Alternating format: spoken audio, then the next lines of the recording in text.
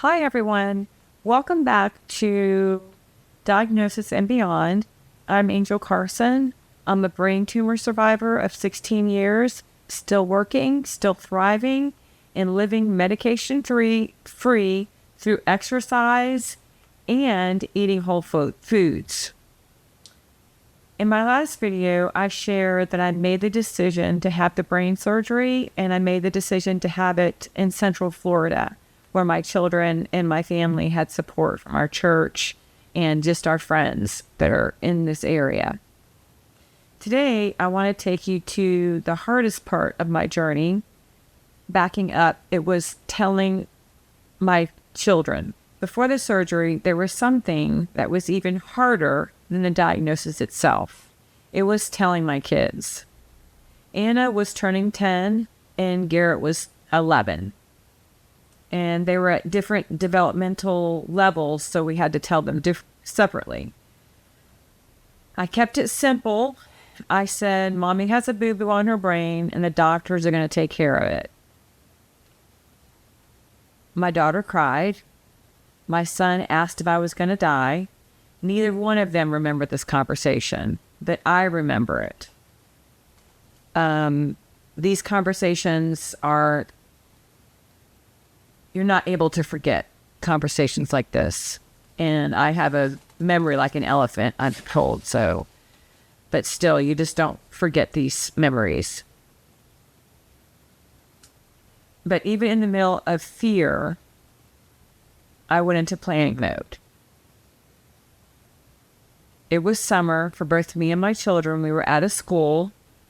And so I arranged for my siblings to take them to our timeshare for 2 weeks once I got back from rehab. I was in rehab for about 3 weeks after my surgery.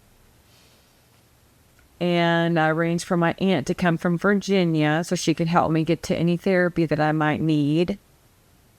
Because I knew this wasn't just surgery. This was going to be a journey. I was 41. I was the picture of health. My surgery lasted over 6 hours.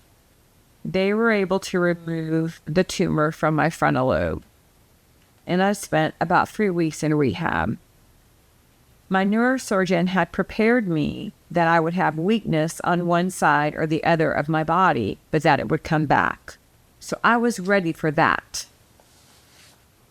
But I wasn't prepared for waking up without the ability to speak. And neither was my surgeon. We were both in shock. In ICU, I woke up without the ability to speak. I was awake. I understood everything, but I had no voice. And that's when I experienced something else I didn't expect. While I was in ICU, I was treated in ways that felt unkind. Not intentionally, but it still mattered. Because I couldn't speak, some nurses assumed I wasn't aware. But silence does not mean absence.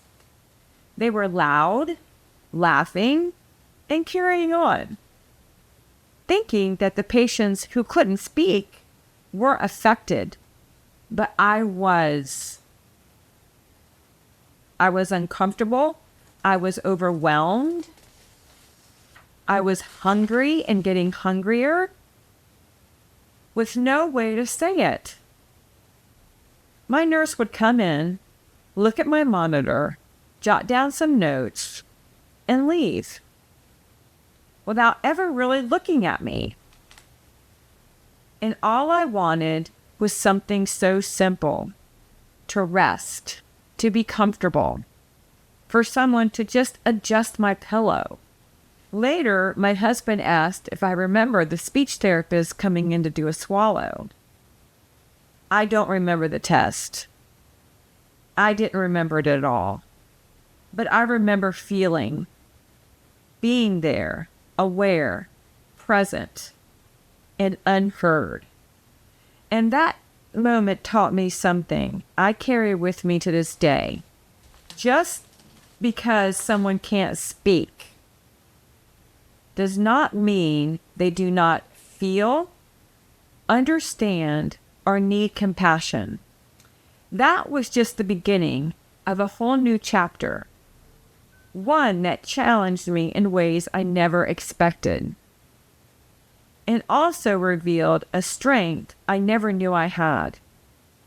In the next video, I'll share what it was like to find my voice again, literally, and how I began rebuilding from that place. If you're watching this, whether you're a patient, a caregiver, or in the medical field, just remember, presence matters. Compassion matters. And silence does not mean absence. This is Diagnosis and Beyond, and I'm Angel Carson. Thank you. I'll see you hopefully in the next video.